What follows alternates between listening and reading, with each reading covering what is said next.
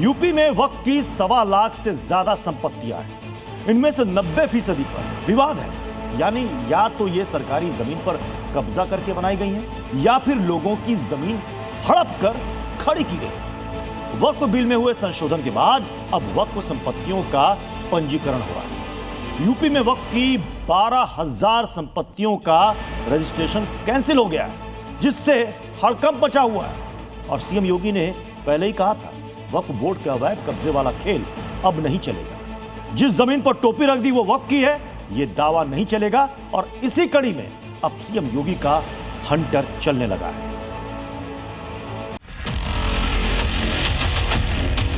वक्फ के नाम पर लाखों एकड़ लैंड कब्जे की गई है। योगी ने जो कहा था अब उसे करके दिखाया जा रहा है। सूबे में दशकों से चली आ रही वक्फ की जमीन खोरी वाली साजिश पर लगाम कसी जा रही है। कब्रिस्तानों का वक्फ के नाम फर्जी रजिस्ट्रेशन रद्द हो रहा है। अवैध मस्जिदों का रजिस्ट्रेशन कैंसिल किया जा रहा है। मदरसों पर वक्फ के फर्जी दावे खारिज किए जा रहे हैं।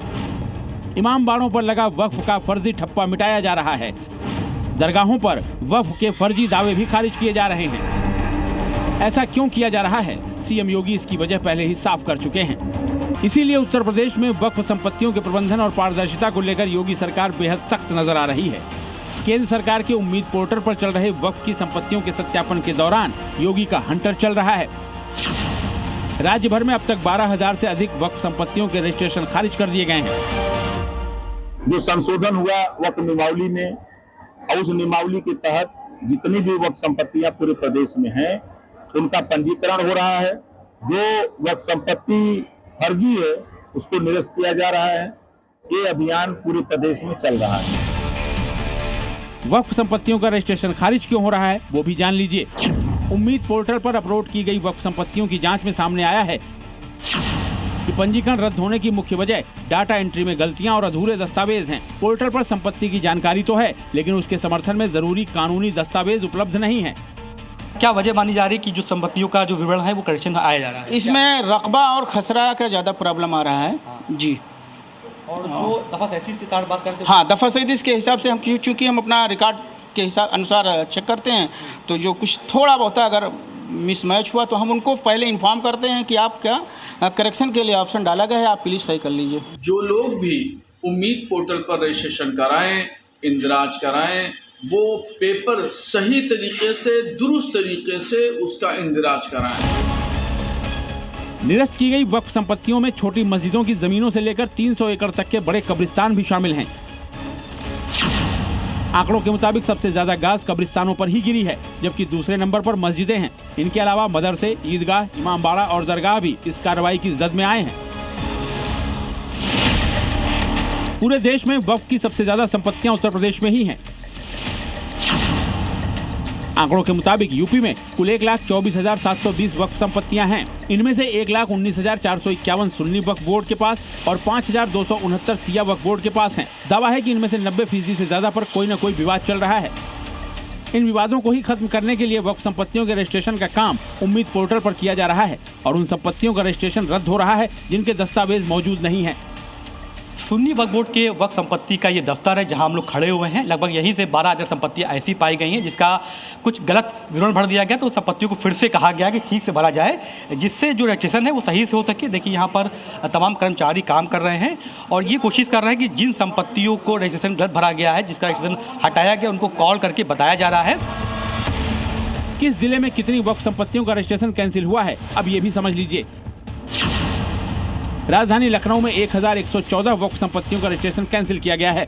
दूसरे नंबर पर बिजनौर है जहां 1,003 आवेदन खारिज हुए हैं। सहारनपुर में 990 मामले रद्द किए गए हैं तो बाराबंकी में 577 मामले खारिज हुए हैं। अमरोहा में 85 वक्फ संपत्तियों पर गाज गिरी है तो बागपत में 60 मामले रद्द किए गए हैं। बरेली में 17 वक्फ संपत्तियों का रजिस्ट्रेशन कैंसिल हुआ है।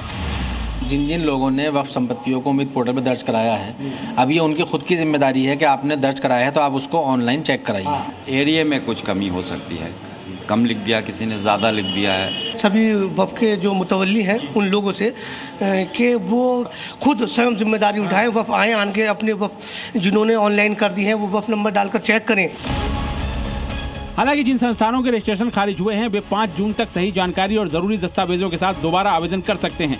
पोर्टल पर फाइनल डेटा अपलोड करने की आखिरी तारीख 6 जून तय की गई है। इसके बाद किसी की कोई सुनवाई नहीं चलेगी। अतीक अहमद, जी मीडिया, लखनऊ। योगी ने देश विरोधी साजिश में ऐसा सुराख किया है जिसे देख लंदन में बैठे एक मौलाना की रूह कांप गई। दरअसल ब्रिटिश मौलाना शमशुल हुदा ने विदेशी फंडिंग के जरिए संत कबीर नगर और आजमगढ़ में मदरसा बनवाया, मगर चंद महीनों पहले योगी सरकार ने दोनों मदरसों की मान्यता रद्द करते हुए उन्हें सील कर दिया। वहीं बीते 48 घंटों से संत कबीर नगर में मौजूद शमशुल के मदरसे पर बुलडोजर चलाया जा रहा है और यह एक्शन तब तक जारी रहेगा जब तक पूरा मदरसा जमींदोज ना हो जाए।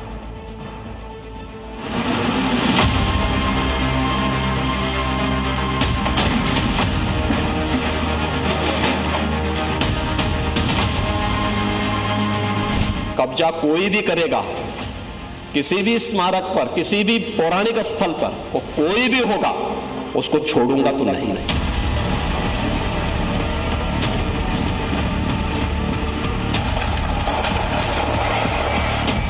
वक्फ माफिया के नाम पर कब्जा करने के लिए 1 इंच जमीन नहीं देने वाले।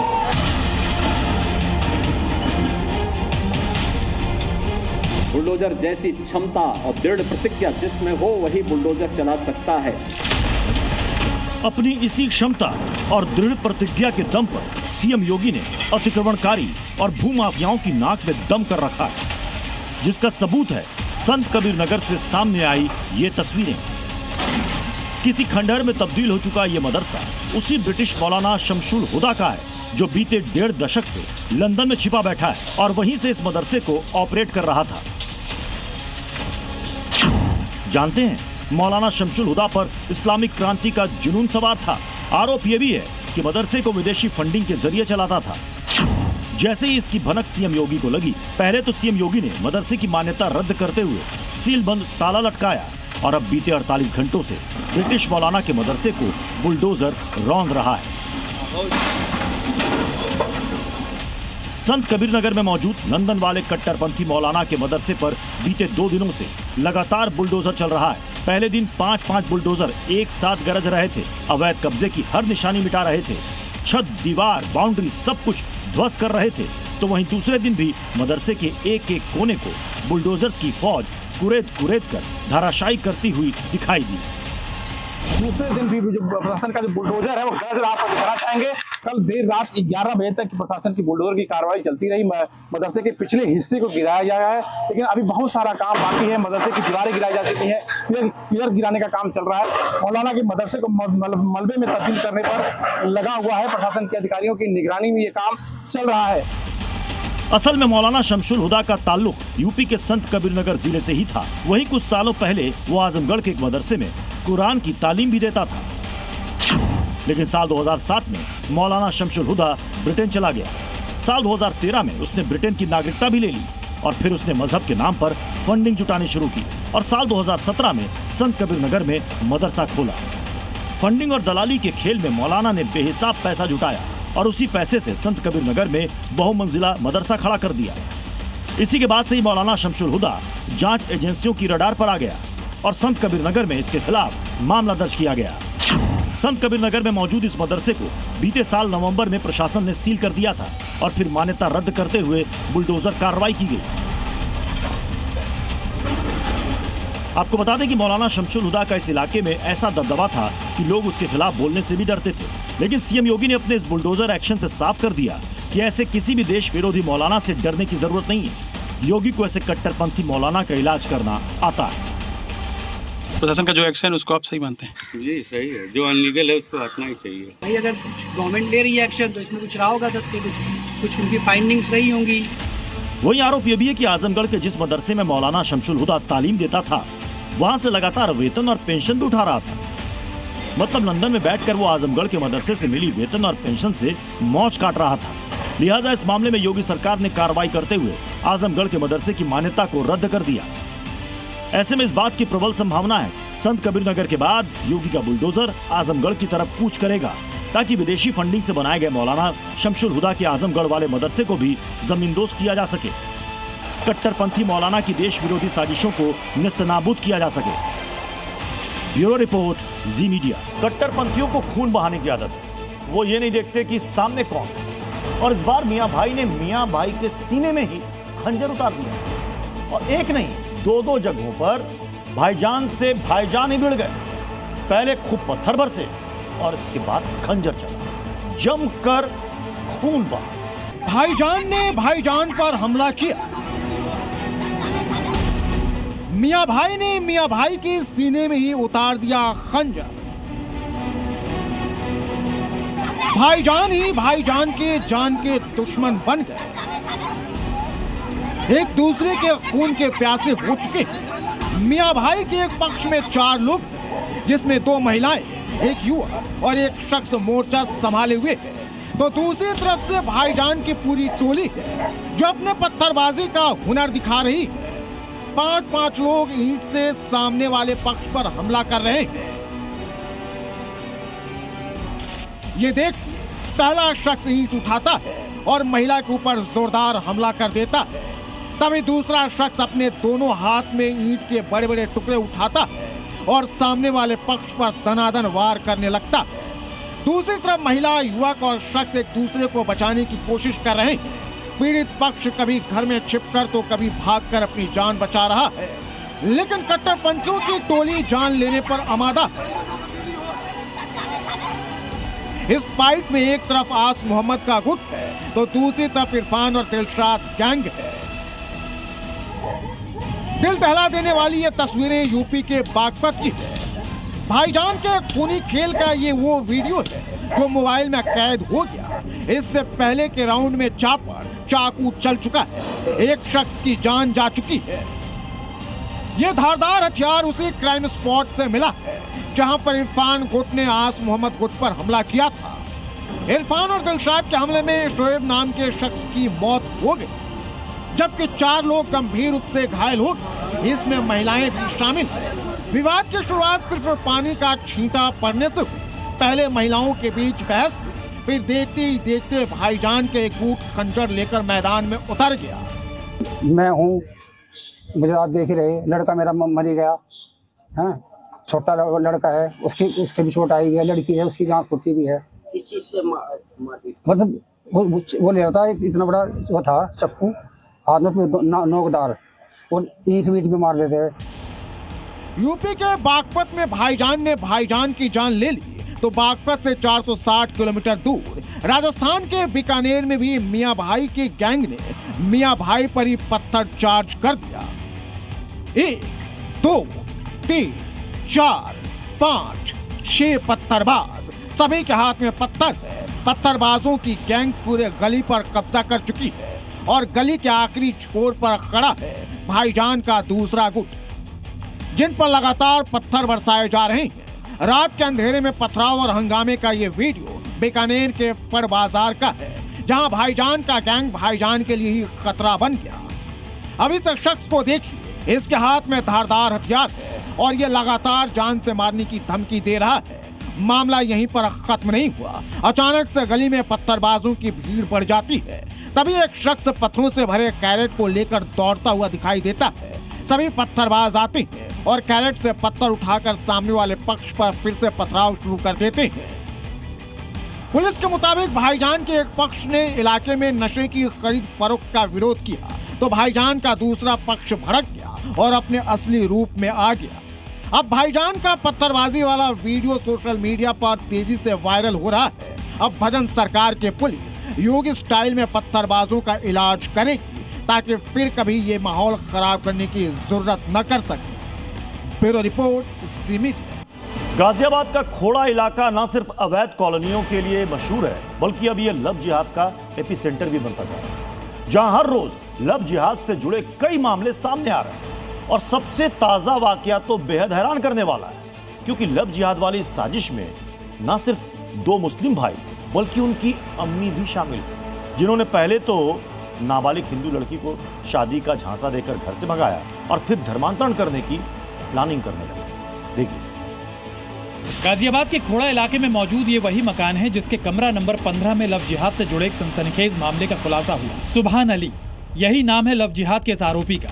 इसी सुभान अली ने अपने भाई लियाकत अली के साथ मिलकर लव जिहाद की घिनौनी साजिश रची और फिर 14-15 साल की नाबालिग हिंदू लड़की को अपने प्रेम जाल में फंसाकर बहला फुसलाकर हरियाणा के पानीपत से गाजियाबाद भगा कर ले आया और फिर खोड़ा इलाके के इस मकान में किराए पर रहने लगा। खोड़ा में कमरा नंबर 15 और यहाँ से सुभान और लियाकत नाम के 2 लड़के को पुलिस ने पकड़ा है। जब पुलिस की टीम यहाँ पर पहुंची तो यहाँ पर एक लड़की बरामद की गई। लड़की नाबालिग थी और लड़की को पानीपत से बहला फुसला कर लाया गया था। लड़की जब यहाँ पर थी तो लड़की के मांग में सिंदूर भरा हुआ था और लड़की को बताया गया था कि लड़की ने शादी कर ली है। हालांकि लड़की नाबालिग थी और इसी कमरे में लड़की 2 भाइयों के साथ रह रही थी। और सबसे बड़ी बात है कि 5 से 6 दिन पहले ही इस कमरे को किराए पर लिया गया लियाकत और सुभान के द्वारा और एक भाई हमेशा यहाँ पर मौजूद होता था। गौर करने वाली बात यह है कि दोनों आरोपियों की साजिश में मकान मालिक भी शामिल था, क्योंकि उसे आरोपी सुभान अली की साजिश के बारे में पता था। वो ये भी जानता था कि सुभान अली एक हिंदू लड़की को भगाकर लाया है। बावजूद उसने पैसे के लालच में आरोपी और उसके भाई की मदद की। ये जिहादी को सहारा देते, मकान मुसलमान का है, उनने मुसलमानों को कमरा दिया। इनको पता है कि हिंदू लिखना आता, उसने आधार कार्ड दिया लड़के का, ना लड़की का लिया। इसने मकान मालिक को बताई थी कि लड़की हिंदू है और मैं मुसलमान हूँ, मैं लेकर भगाया हुआ हूँ, उसको लेकर आया हूँ। तो मकान मालिक ने अपने इस मकान में कमरा दिया है। मकान मालिक का नाम क्या है भाई? आरिफ मकान मालिक का नाम है। उसने जानबूझकर इनको शरण दिए। 3000 का कमरा 5000 रुपए महीने में दे रखा है। गौर करने वाली बात यह थी कि आरोपी सुभान ने अपनी पहचान बदलकर अपना नाम राहुल बताकर नाबालिग हिंदू लड़की को फंसाया था। नाबालिग लड़की भी सुभान अली के झांसे में आकर उसके साथ पानीपत से गाजियाबाद आ गई और माथे पर सिंदूर और मंगलसूत्र पहनकर रहने लगी। बस इसी के चलते आरोपी सुभान अली पर शक हुआ। दरअसल सुभान अली का मकसद नाबालिग हिंदू लड़की का धर्मांतरण कराना था। बस फिर क्या, आरोपी अपने इसी मकसद को पूरा करने में जुट गया। इसी दौरान इलाके के हिंदू संगठनों ने मुस्लिम बनकर सुभान अली से बातचीत शुरू की और धीरे धीरे उसकी लव जिहाद और धर्मांतरण वाली साजिश का पर्दाफाश कर दिया। सोनू, यहाँ पर आप कैसे पहुंचे और कैसे सूचना मिली आपको? जो लड़का था उसकी माँ एक आदमी से बात करती थी। उस हिंदू आदमी ने मुझे बताया और उसने कहा, सोनू भाई, अगर इस परिवार से बातचीत आपको उगलवाना है तो मुसलमान बनकर करना पड़ेगा। तो 3 दिन तक मैं लगातार मुसलमान बनकर इस परिवार से संपर्क में रहा और फिर साइन के बहाने, दोनों की शादी करवाने के बहाने मैं यहाँ पहुँचा और लड़का लड़की मेरे को दोनों यहाँ मिले। छोटा भाई पूरी पैरवी पे रहता, तो 24 घंटे यहाँ पे रहता था लड़की की देखरेख के लिए। हिंदू संगठन से जुड़े सोनू शर्मा ने ही मुस्लिम बनकर नाबालिग हिंदू लड़की का रेस्क्यू किया और बातचीत में बताया कि आरोपी सुभान अली की मां भी इस साजिश में शामिल थी। वो भी हर हाल में नाबालिग हिंदू लड़की का धर्मांतरण करना चाहती थी। लिहाजा जी न्यूज की टीम ने आरोपी की मां की तलाश शुरू की। दोनों बेटे उसमें शामिल थे आपके? छोटा बड़ा सर, मुझे पता नहीं, मेरे आदमी नहीं है। मैं तो 5-7 साल से मेरा आदमी खत्म हो गया, मैं मजदूरी कर रहा हूँ। कितने पैसे मिले थे उस लड़की को लाने के लिए? कुछ नहीं सर, मुझे पता ही नहीं है। हम पैसे या मैं तो 1 रुपया भी नहीं है मेरे भाई। पास। आपका लड़का है और वो लड़की को लाया, बड़े बेटे ने लाया, छोटा बेटा साथ दे रहा है, दोनों भाई मिलके उसी कमरे में रह रहे हैं और आपको पता ही नहीं है और आप पास में ही रह रहे हैं। ऐसा है, हम तुम्हें बताएंगे, सच बताएंगे, झूठ नहीं बोलेंगे तुमसे। जैसे ही कैमरा ऑन हुआ, आरोपी सुभान अली की मां रोने बिलखने लगी, हरियाली आंसू बहाने लगी, अपने और बेटों के गुनाहों पर पर्दा डालने लगी। लिहाजा जी न्यूज ने आरोपी की मां को उसी सोनू शर्मा से आमना सामना करवाया, जिससे आरोपी की मां ने शादी और धर्मांतरण की बात कही थी। आपने बात किया था? वकील बनकर बात की थी ना? ना सुना आया था आपके घर पर? नहीं आया था? आया था, इस घर के अंदर आए थे हम लोग। हाँ, तुम ऐसा करा लो। मैंने कहा मैं कैसा करा लूं, वो अपनी तरफ से कर। एड्रेस में दिखाऊं? आपने, इन्होंने उसे लोकेशन भेजी, उसको बुलाया। 3 दिन तक हम लोग बात करते रहे। मेरी बात सुनो, 3 दिन तक हम बात करते रहे। मेरे पास सारी रिकॉर्डिंग है। इसकी मम्मी कह रही लड़की को हिंदू नहीं रहने देंगे, मुसलमान बनाएंगे और मेरा लड़का मुसलमान ही रहेगा। फिलहाल पुलिस ने आरोपी सुभान अली और उसके भाई लियाकत अली को गिरफ्तार कर लिया है। हरियाणा पुलिस भी इस मामले की जांच पड़ताल में जुट गई है। लेकिन लव जिहाद वाली साजिश का यह कोई पहला वाकया नहीं है। सिर्फ खोड़ा इलाके में लव जिहाद से जुड़े कई मामले सामने आ चुके हैं, जिसमें मुस्लिम युवक इसी तरह हिंदू लड़कियों को, खासकर नाबालिग लड़कियों को बहला फुसलाकर शादी का झांसा देकर फंसाते हैं और इसके बाद धर्मांतरण करने का दबाव बनाते हैं। पिछले 8 महीनों के अंदर 6 से ज़्यादा ऐसे मामले सामने आए जहां पर आरोपियों ने अपना नाम और धर्म छुपाकर हिंदू लड़कियों से न केवल दोस्ती की बल्कि उसके साथ गलत हरकत करने की कोशिश की। लेकिन हिंदू संगठन लगातार इसका विरोध करते हुए तमाम जगहों पर छापेमारी कर आरोपियों को पुलिस के हवाले कर दिया। ऐसे में बड़ा सवाल ये खड़ा होता है कि क्या इसके पीछे कोई बड़ा रैकेट काम कर रहा है। राजू राज, जी मीडिया, गाजियाबाद। बंगाल में दूसरे और आखिरी चरण के लिए प्रचार आज खत्म हो गया। 29 अप्रैल को वोटिंग है, लेकिन उससे पहले सूबे में बमबाजों की फौज एक्टिव हो गई। दक्षिण 24 परगना में एक साथ लगभग 100 देसी बम मिलने से हड़कंप मच गया है। टीएमसी पर आरोप लग रहा है कि वो बमबाजों के जरिए दहशत फैलाकर चुनाव प्रभावित करना चाहती है। আমরাই জিতবো এই 26 সালে।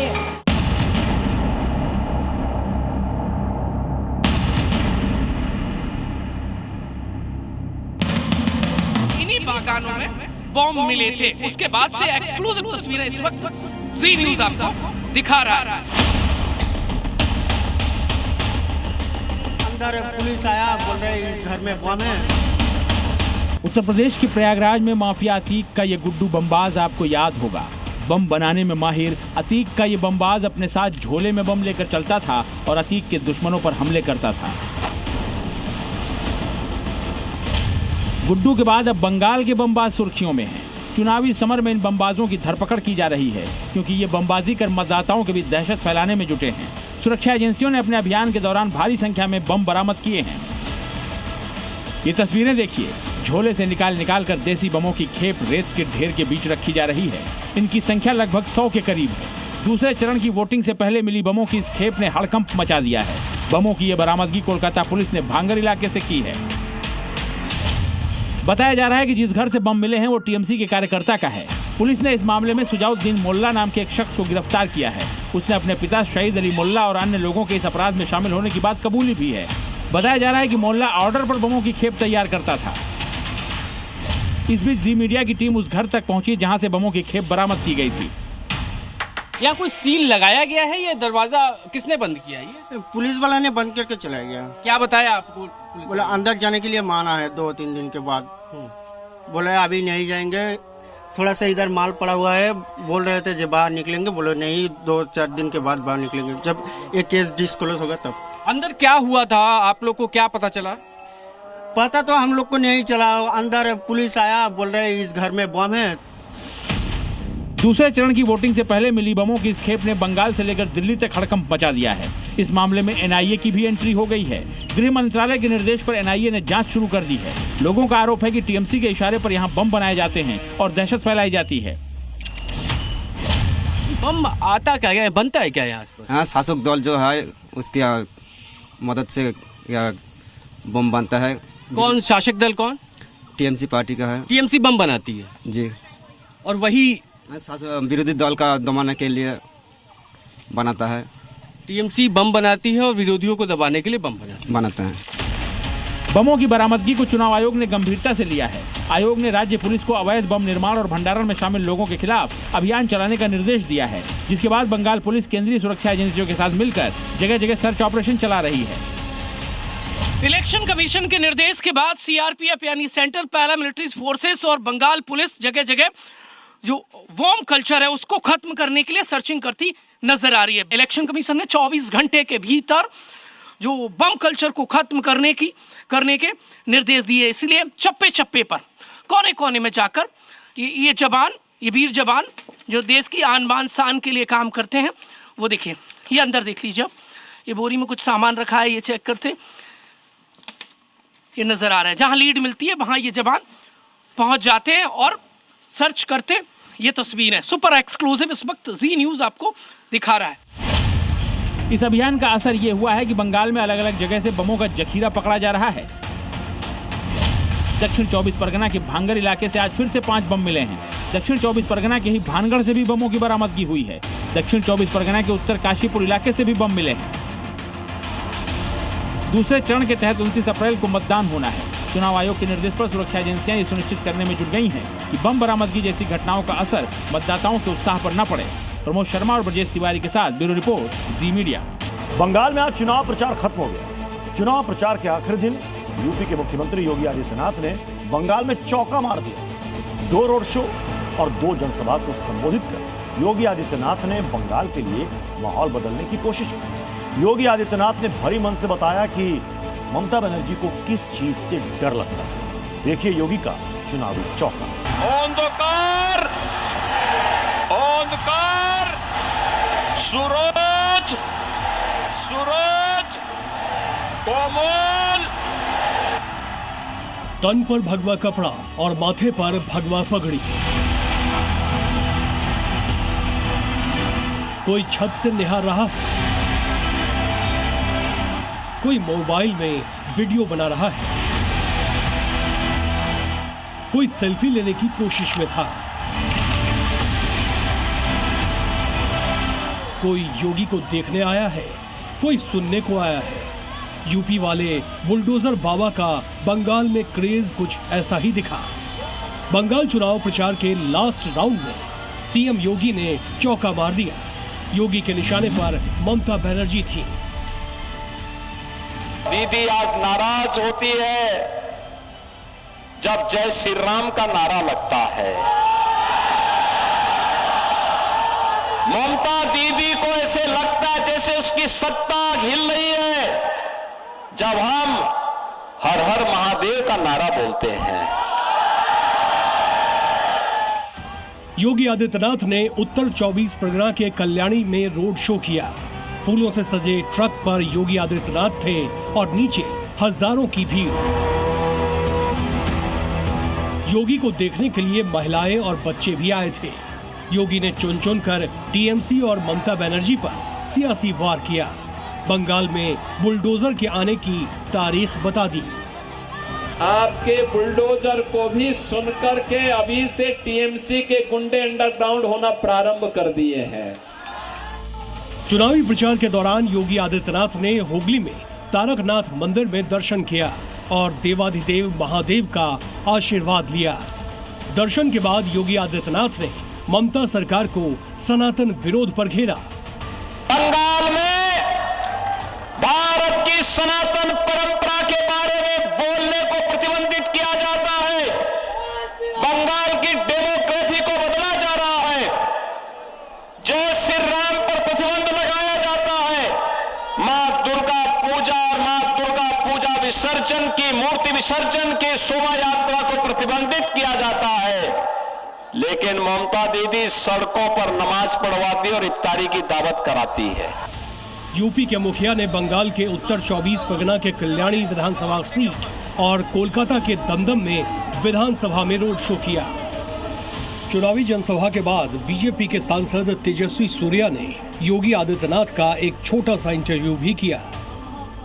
योगी जी, ये टीएमसी के कुशासन से सबसे ज्यादा त्रस्त प्रदेश के वेस्ट बंगाल के युवा हैं। मैं आपसे रिक्वेस्ट करता हूं उनके लिए एक मैसेज दीजिए। जिस टीएमसी ने यहाँ के युवाओं के सामने पहचान का संकट खड़ा किया है, अपने टेरर से, अपने माफिया राज से, अपने करप्शन से, यह सबसे अच्छा उपयुक्त समय है कि उस टीएमसी को पहचान का मोहताज बना दे।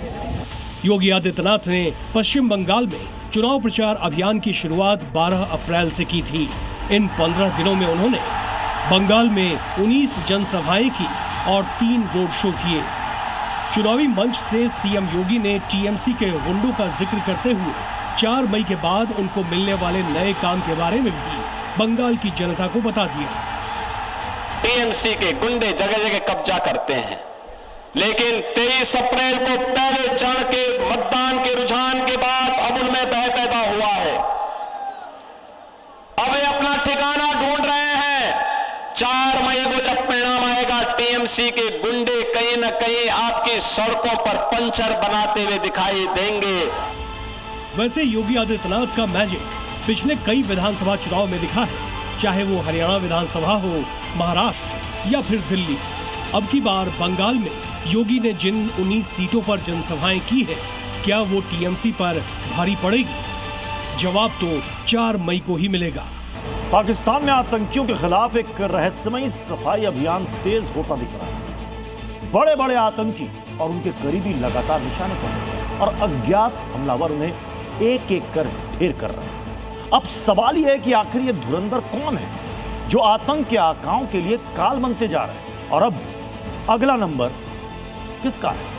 देखिए कब्र में लश्कर का एक और कमांडर, हाफिज का दायां हाथ शहंशाह ने काटा। पाकिस्तान की जिस जमीन को आतंकी अपने लिए सुरक्षित मानते थे, वही उनके लिए कब्रगाह बनती जा रही है। एक तरफ पाकिस्तान सरकार और मुनीर आर्मी आतंकियों को सुरक्षा मुहैया कराती है, दूसरी ओर पाकिस्तान में ऐसे धुरंधर मौजूद हैं जो इन्हीं आतंकियों के लिए काल बने हुए हैं।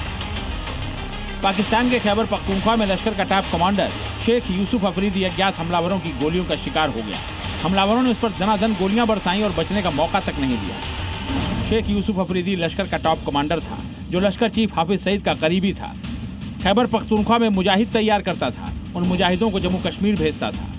पिछले कुछ सालों से पाकिस्तान में अज्ञात हमलावरों ने अपनी मौजूदगी से दहशत फैला रखी है। नज़ारा कुछ वैसा ही है जैसा धुरंधर फिल्म में देखा गया था। चुपचाप आना, सटीक निशाना लगाना और फिर गायब हो जाना। लेकिन ये कोई पहली घटना नहीं है। पिछले कुछ सालों में पाकिस्तान में कई हाई प्रोफाइल आतंकियों की टारगेट किलिंग हो चुकी है। शाहिद लतीफ पठानकोट हमले का मास्टरमाइंड था, हमलावरों ने ढेर कर दिया। अबू कासिम कश्मीरी लश्कर का कमांडर था, बंदूकधारियों ने मार गिराया। हंजला अदनान आतंकी हाफिज सईद का करीबी था, कराची में मौत के घाट उतार दिया गया। बशीर अहमद पीर हिजबुल का टॉप कमांडर था, हमलावरों ने गोली मारकर हत्या कर दी। अकरम गाजी लश्कर का प्रमुख भर्ती करता था, बाइक सवारों ने मौत के घाट उतार दिया। दाऊद मलिक जैश के सरगना मसूद अजहर का करीबी था, नकाबपोश हमलावरों ने मार गिराया। ख्वाजा शाहिद जम्मू कश्मीर में आतंकी हमले का मास्टरमाइंड था, अज्ञात लोगों ने अगवा कर हत्या कर दी। सैयद खालिद रजा अल बद्र मुजाहिदीन का कमांडर था, बंदूकधारियों ने मौत की नींद सुला दिया। कैसर फारूक हाफिज का करीबी और लश्कर का संस्थापक सदस्य था, कराची में अज्ञात हमलावरों ने हत्या कर दी। ये अज्ञात हमलावर जिस सफाई से अपने ऑपरेशन को अंजाम दे रहे हैं, उससे पाकिस्तान की सुरक्षा एजेंसियों की नींद उड़ी हुई है। वो सोच सोच कर परेशान हैं कि अज्ञात हमलावर हैं कौन? क्या ये किसी एजेंसी का ऑपरेशन है? क्या ये आतंकी संगठनों के अंदरूनी संघर्ष का नतीजा है, या फिर कोई गुप्त नेटवर्क एक्टिव है जो आतंकियों का खात्मा कर रहा है? सवाल ये नहीं है कि हमला किसने किया, सवाल ये है कि अब पाकिस्तान में किस आतंकी का अगला नंबर है जो शहंशाह की गोलियों का शिकार होगा। ब्यूरो रिपोर्ट, जी मीडिया। बांग्लादेश एयरफोर्स इन दिनों हाई अलर्ट पर। हाल ही में कई एयरबेस पर खुफिया जानकारी के आधार पर छापेमारी की। इन छापों में कुछ अधिकारियों और जवानों पर प्रतिबंधित पाकिस्तानी आतंकी संगठन टीटीपी से जुड़े होने का आरोप लगा। ऐसे में सवाल है कि आखिर मुनीर के दुश्मन बांग्लादेश कैसे पहुंचे और क्या है टीटीपी का इंतकाम वाला बांग्लादेश प्लान। देखिए रिपोर्ट। ये तस्वीरें चंद महीने पुरानी है। इन तस्वीरों में एक तरफ आसिम मुनीर बैठा है, दूसरी तरफ बांग्लादेशी वायुसेना प्रमुख air chief marshal Hasan Mahmood Khan. दरअसल इन दोनों की मुलाकात रावलपिंडी में मौजूद GHQ में हुई। मीटिंग का मकसद था रक्षा सहयोग बढ़ाना, संयुक्त प्रशिक्षण और सैन्य संबंधों को मजबूत करना। लेकिन जानते हैं, बांग्लादेशी वायुसेना के चीफ ने मुनीर से मुलाकात करके बहुत भारी मिस्टेक कर दी, क्योंकि एक रिपोर्ट में खुलासा हुआ है बांग्लादेशी एयरपोर्ट में टीटीपी के कई लड़ाके भर्ती हो चुके हैं, जिनमें से कुछ स्क्वाड्रन लीडर तो कुछ JCO रैंक के अधिकारी हैं। टीटीपी से जुड़े लड़ाकों की तादाद करीब 13 बताई जा रही है। इसी के चलते बांग्लादेशी एयरफोर्स इन दिनों हाई अलर्ट पर है। कई एयरबेस पर खुफिया जानकारी के आधार पर छापेमारी की जा रही है, ताकि टीटीपी से जुड़े लोगों को गिरफ्तार किया जा सके। इसके अलावा करीब 1 दर्जन से ज्यादा संदिग्धों से पूछताछ की जा रही है। अब सवाल ये कि आखिर टीटीपी के लड़ाके बांग्लादेशी वायुसेना में कैसे घुसे? आखिर इसके पीछे टीटीपी यानी तहरीक-ए-तालिबान पाकिस्तान का मकसद क्या है? तो आपको बता दें कि टीटीपी को पाकिस्तानी फौज और मुनीर का दुश्मन माना जाता है। टीटीपी अक्सर पाकिस्तानी सेना के ठिकानों और मिलिट्री बेस पर हमला करती है, पाक आर्मी के जवानों को निशाना बनाती है।